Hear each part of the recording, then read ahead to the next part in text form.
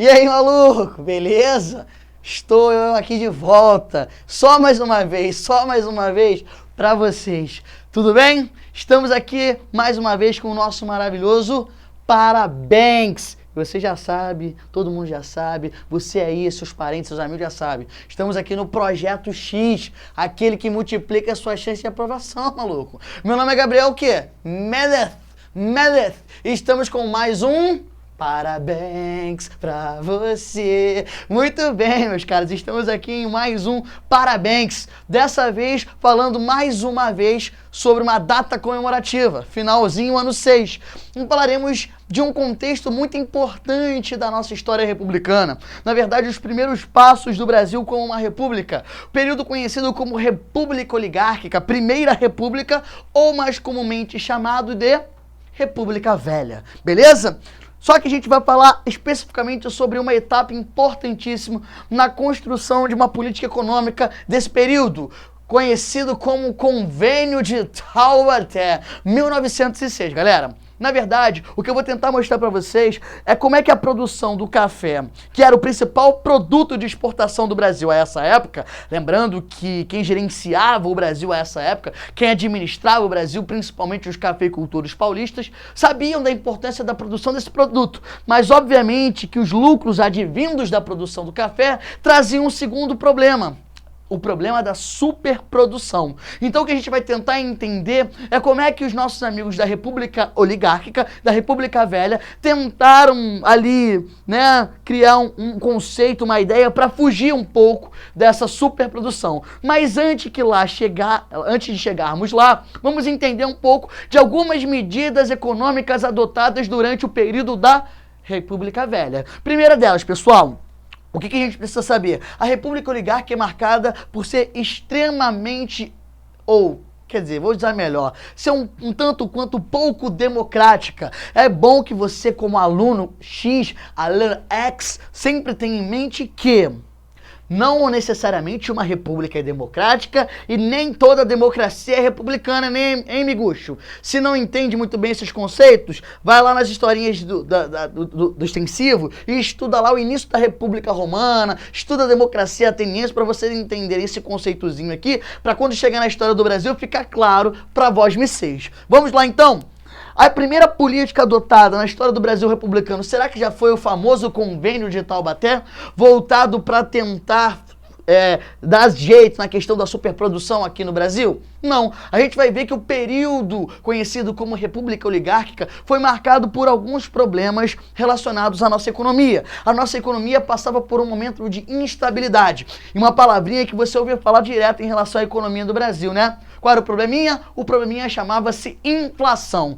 Desde o início da nossa história republicana, o Brasil sofre com o problema da inflação. E vocês vão ver que alguns Parabanks aqui vão falar sobre inflação até muito tempo depois, hein? Beleza? Vamos lá entender.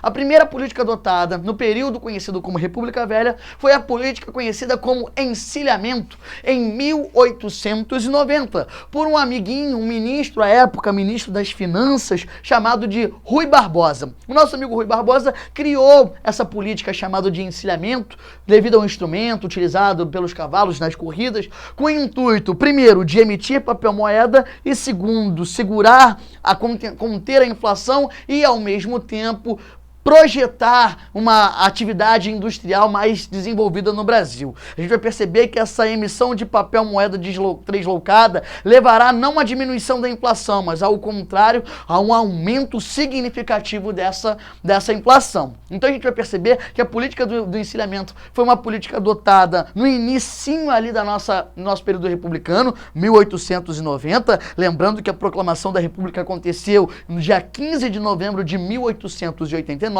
então bastante recente, sofreu uma série de críticas, levando inclusive ao cara que pensou no encilhamento, o Rui Barbosa, a sua queda. Depois nós tivemos um outro problema, o Fundlowen, uma política econômica de renegociação da nossa dívida externa. Lembrando, o Brasil desde o período imperial fez vultuosos empréstimos a grandes bancos internacionais, principalmente os bancos de onde? da famosa Inglaterra. E era necessário renegociar as dívidas, até porque os bancos ingleses negavam-se a nos dar mais dinheiro, a dar mais empréstimos, e esses empréstimos ainda eram muito fundamentais para a nossa economia. Foi de Law, então, uma política adotada voltada para a renegociação da nossa dívida. Suspensão do pagamento da dívida por 3 anos, suspensão do pagamento das dívidas, dos juros das dívidas por 13 anos, e a gente vai perceber que essa renegociação levará ao aumento dos nossos empréstimos antes aos bancos, né? O famoso crédito para conseguir novos empréstimos. É claro que nada no capitalismo, você sabe muito bem, é de graça, né, amigos? E, obviamente, o governo brasileiro teve que deixar algumas garantias de que os pagamentos seriam feitos, como, por exemplo, a receita da nossa alfândega, um dos lugares mais importantes da nossa economia e de onde saía boa parte da nossa receita por conta das exportações, das importações, beleza? Só que voltada para o café, que é o grande produto de exportação do Brasil, nós tínhamos um grande problema. O problema de se produzir muito café. Porque você imagina, a nossa economia tinha como ponto fundamental o café.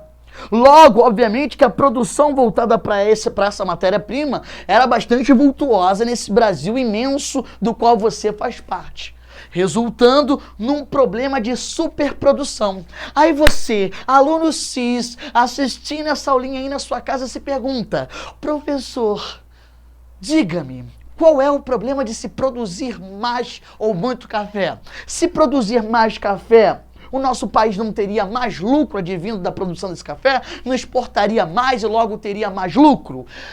Só que não, meu amigo. Por quê? O problema é o seguinte: se produz muito café, é só você pensar na lógica do liberalismo. Muita oferta e pouca procura significa o quê? Diminuição do preço do café.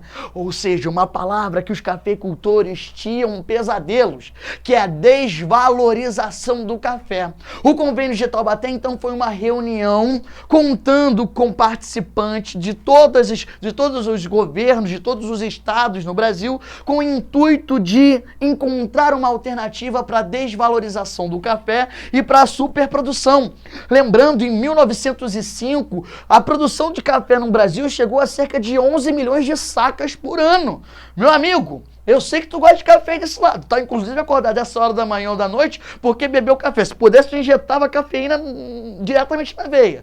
Mas 11 milhões de sacas é coisa pra caramba. Resultado, a gente vai perceber que o convênio de Taubaté, obviamente, vai ter a liderança daqueles estados que tinham maior interesse em manter elevado o preço do café. E aí eu coloquei aqui, ó, aí você já sabe como é que é, ó.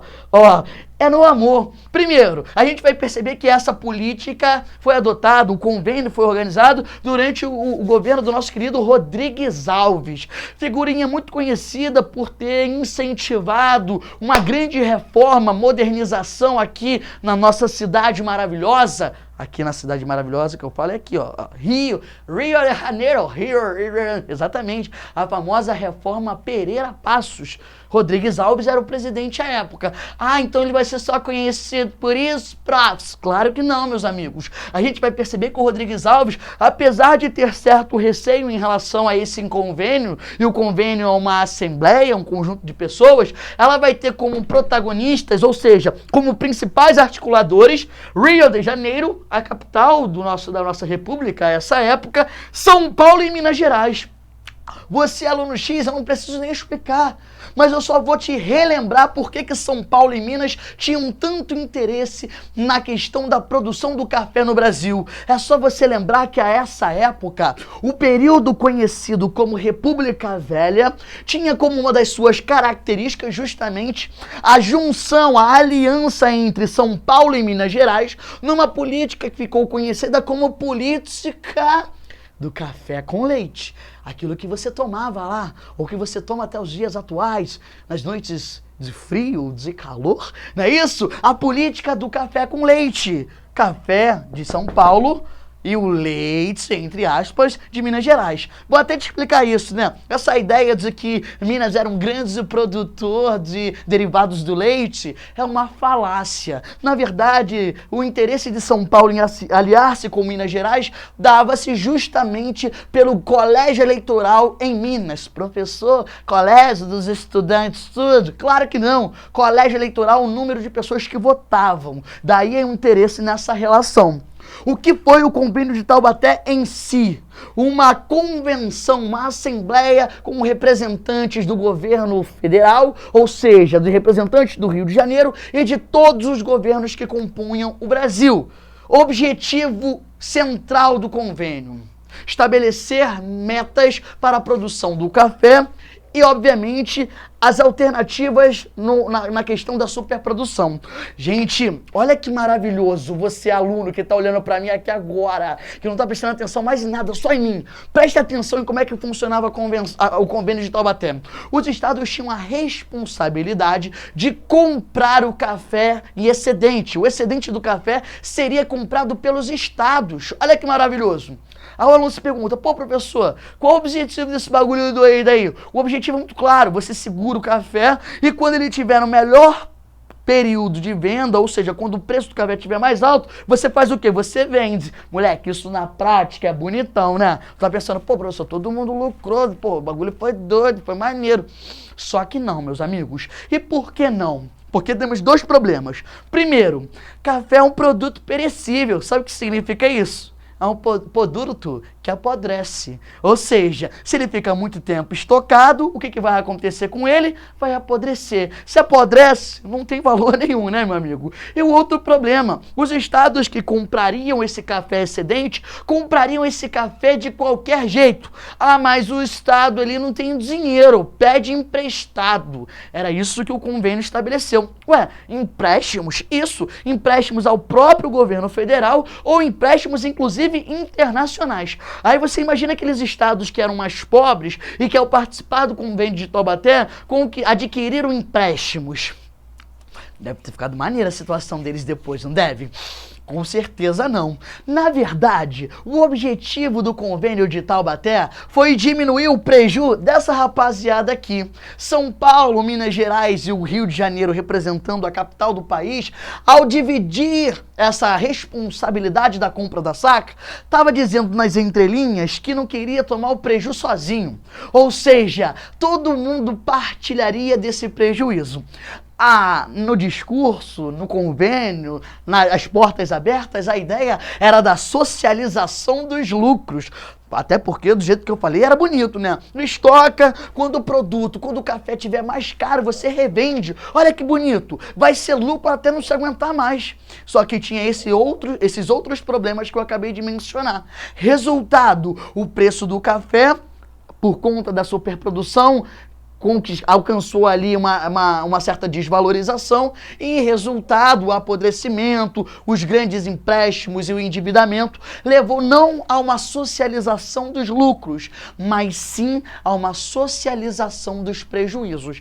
Meus caros, vocês vão perceber que esse modo de operar do governo brasileiro no início do século XX, principalmente em relação ao café, não vai acabar quando os cafeicultores forem retirados do poder por um tal de Getúlio Vargas, o gordinho gaúcho, que inclusive se verá às voltas muitas das vezes com a questão da superprodução de café. O café não deixará de ser um produto importante de exportação. Inclusive, meus caros, ele é até os dias atuais, se vós me não sabe. Ué, professor, café brasileiro exportado? É. O café Bom Dia que você toma em casa, meu filho, é só a raspa do café que fica pra gente, beleza? Não é tão bom atualmente quanto é o café colombiano, sabe-se lá o porquê, mas é um café tão gostoso quanto.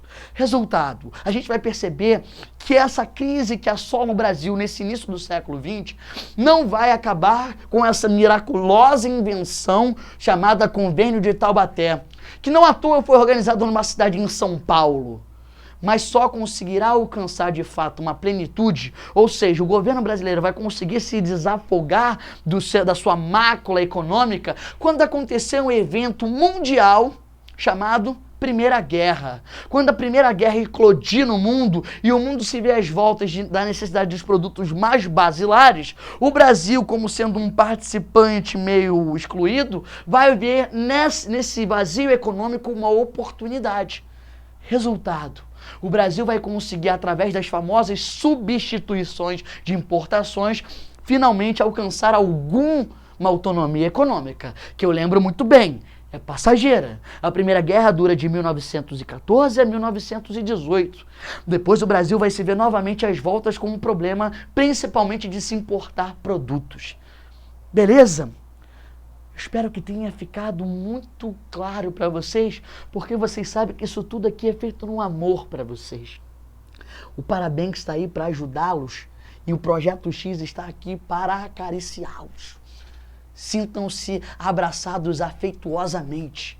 Um beijo e até a próxima.